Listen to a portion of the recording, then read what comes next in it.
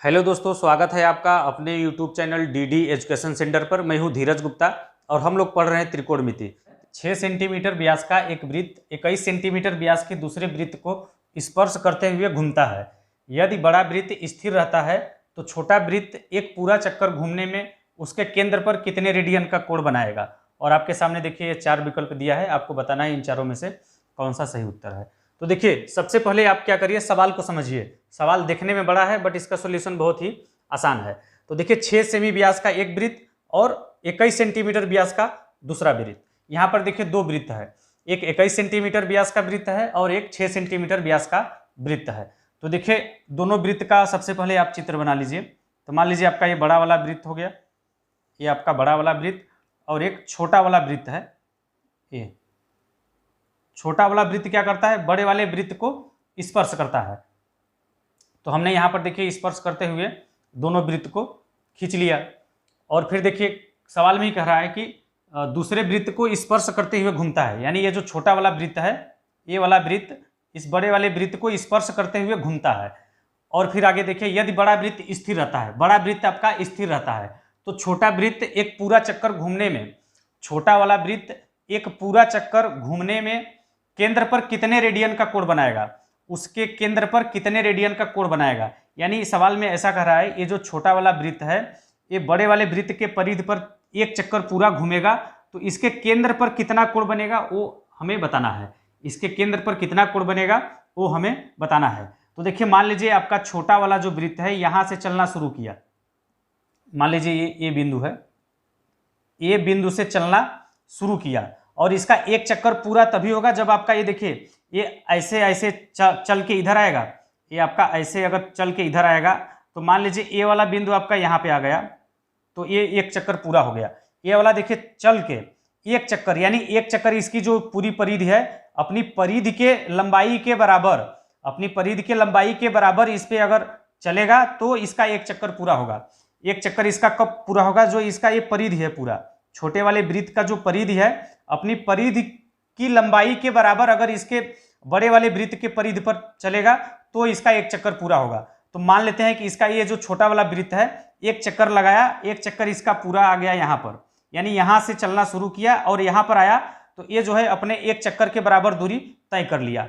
तो क्या करिए आप, यहाँ से इसको मिला दीजिए। यहाँ से ये छोटा वाला वृत्त चलना शुरू किया था और जब ये यहाँ पर मान लीजिए बी बिंदु पर पहुंच गया तो इसका एक चक्कर पूरा हो गया। तो कह रहा है एक चक्कर जब ये पूरा लगाएगा तो ये बड़े वाले वृत्त के केंद्र पर कितने रेडियन का कोण बनेगा वो हमें ज्ञात करना है। हम मान लेते हैं कि इस बड़े वाले वृत्त के केंद्र पर बना कोण थीटा है, इस बड़े वाले वृत्त के केंद्र पर बना कोण थीटा है, और इस बड़े वाले वृत्त का केंद्र मान लेते हैं ओ है, और ये बिंदु बी हो गया, ये बिंदु ए हो गया। और फिर इसके बाद देखिए हमें यही कोण बताना है कि इस बड़े वाले वृत्त के केंद्र पर कितने रेडियन का कोण बनेगा जब ये छोटा वाला वृत्त एक चक्कर पूरा करेगा बड़े वाले वृत्त को स्पर्श करते हुए। और फिर देखिए आपका जो बड़ा वाला वृत्त है उसका व्यास है 21 सेंटीमीटर, बड़े वाले वृत्त का व्यास है 21 सेंटीमीटर, तो त्रिज्या व्यास का आधा होता है। अगर हम इस बड़े वाले वृत्त की त्रिज्या की बात करेंगे तो आपका हो जाएगा 21/2। क्या हो जाएगा, 21/2। तो बड़े वाले वृत्त की त्रिज्या OB बराबर क्या हो जाएगा, OB बराबर हो जाएगा आपका क्या, 21/2, 21/2। और देखिए यहाँ से यहाँ तक की दूरी हमें मिल जाए तो हम थीटा का मान निकाल सकते हैं। तो देखिए ये एक चक्कर, ये छोटा वाला वृत्त इस पे एक चक्कर घुमा है ना, तो इस छोटे वाले वृत्त द्वारा एक चक्कर में चली गई दूरी कितना होगा, इस छोटे वाले वृत्त द्वारा एक चक्कर में चली गई दूरी कितना होगा, ध्यान से समझिएगा। ये जो छोटा वाला वृत्त है एक चक्कर में उतना ही चलेगा जितना इसकी परिधि है, जितना इसकी परिधि है उतना ही चलेगा।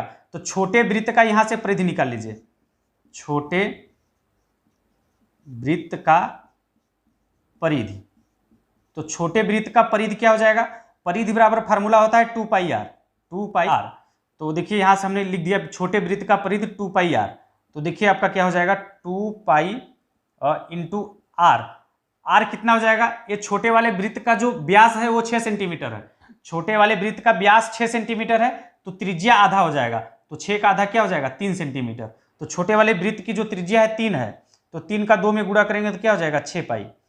यानी ये जो छोटा वाला वृत्त है एक चक्कर में जो है 6π की दूरी तय करेगा, 6π की दूरी तय करेगा ये छोटा वाला वृत्त एक चक्कर में। ये छोटा वाला वृत्त आपका एक चक्कर में 6π आपका ये किस में है, सेंटीमीटर में। तो 6 पाई सेंटीमीटर की दूरी आपका ये छोटा वाला वृत्त एक चक्कर में पूरा करेगा। और एक चक्कर में ये जब एक चक्कर में ये चलकर कहाँ से कहाँ तक आ रहा है, बड़े वाले वृत्त पर। बड़े वाले वृत्त के परिधि पर देखिए ये यहाँ से लेके यहाँ तक आएगा, तो इसका एक चक्कर पूरा होगा। और एक चक्कर में ये कितना दूरी तय करेगा, 6 पाई सेंटीमीटर।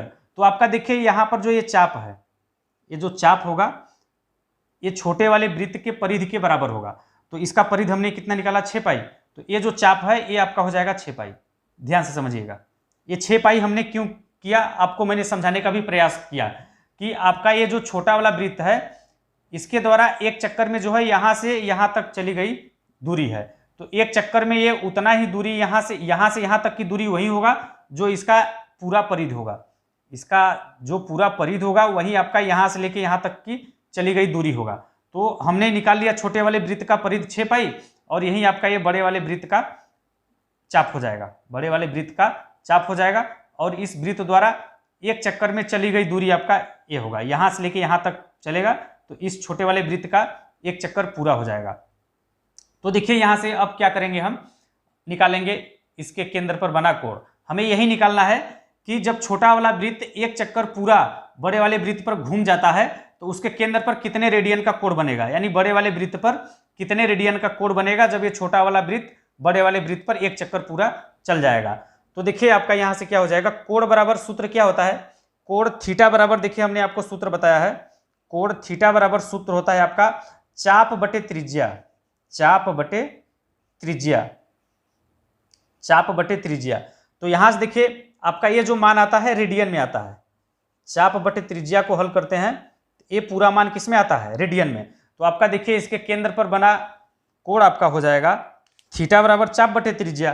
तो थीटा ही आपका ये बड़े वाले वृत्त पर अंतरित कोण है। तो आपका हो जाएगा चाप, ये यहाँ से लेके यहाँ तक की दूरी हमने क्या निकाला, 6 पाई। तो हो जाएगा आपका ये चाप 6 पाई और डिवाइड बाई त्रिज्या।